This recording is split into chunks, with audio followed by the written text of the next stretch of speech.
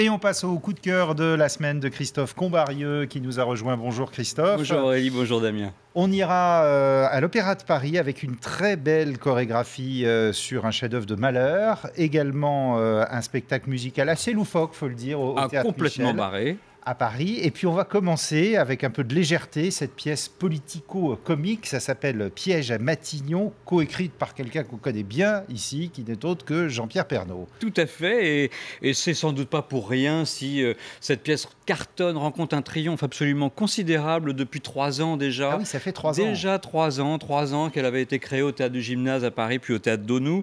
Alors évidemment, c'est une pièce comique, donc vous n'attraperez pas d'ampoule au cerveau, ça c'est une certitude.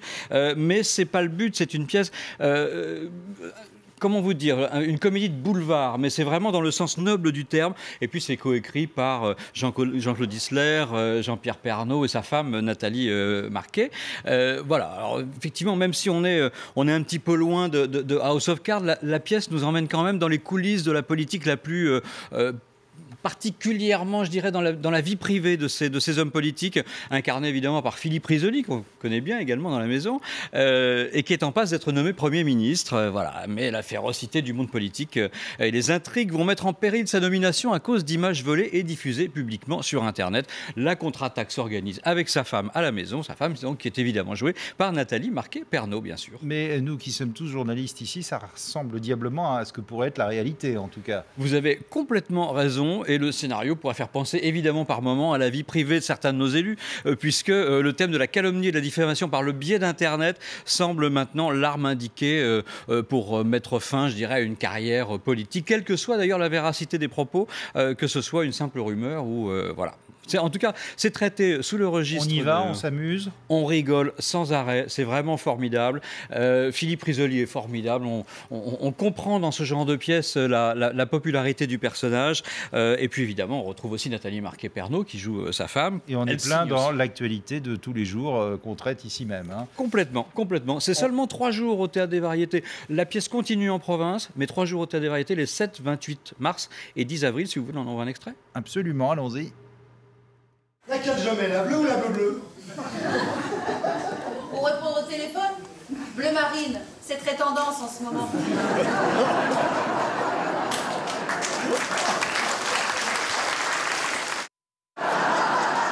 que femme de ménage d'un Premier ministre, c'est pas rien.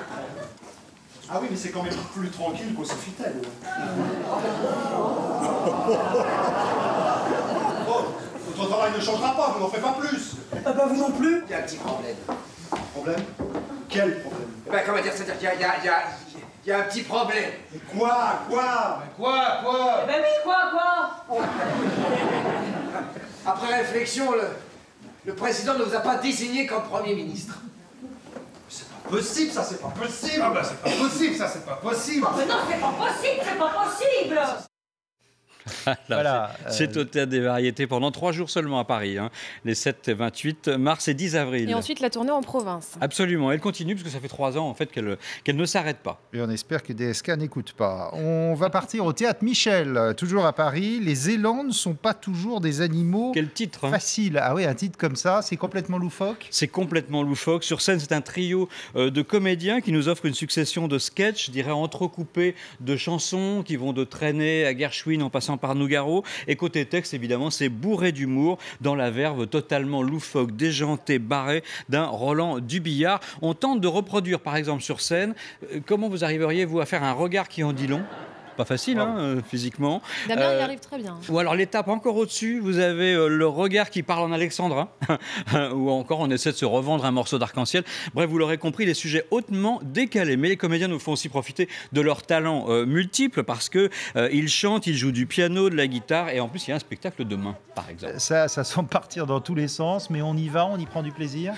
Vous avez employé justement le mot qu'il faut, parce que voilà, c'est le mot plaisir. Emmanuel Quatra, Benoît Urbain et Pascal Néron ont une réelle complicité sur scène, ils transpirent la bonne humeur et comme le dit le metteur en scène lui-même, Laurent Serrano, l'élaboration du spectacle n'a été guidée que par le plaisir. Il y a un peu du Monty Python dans l'air. Ça sent un peu les Deschiens aussi par moment. Des chiens aussi, tout à fait. On regarde tout de suite. Allez, extrait.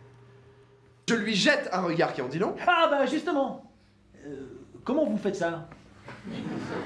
Un regard qui en dit long. Vous voulez que je vous montre? Avec plaisir.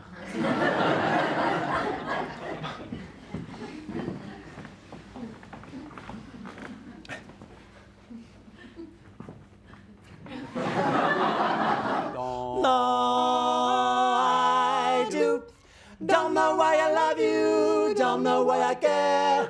I just want your love to share. I wonder why I love you like I do. Is it because I think you love me too? I wonder why. Ben, ça a l'air sympa. C'est très, on apprend le très regard sympa. long. Hein. C'est très très sympa.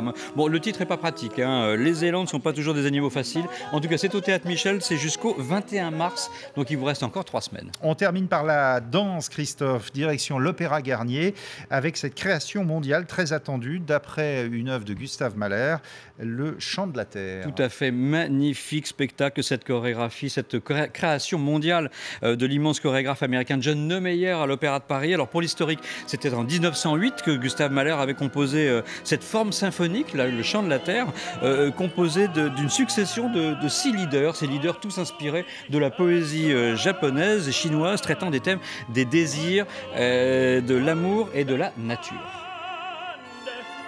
John Neumeier qui fidélise son exploration de l'œuvre de Mahler. En tout cas, c'était complètement contemporain à l'époque. On imagine 1908, ça? Vous imaginez? Oui. Ouais.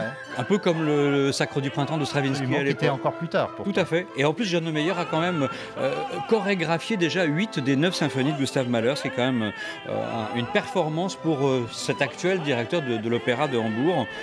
Si vous voulez, on en regarde un extrait? Très vite, un petit extrait. Et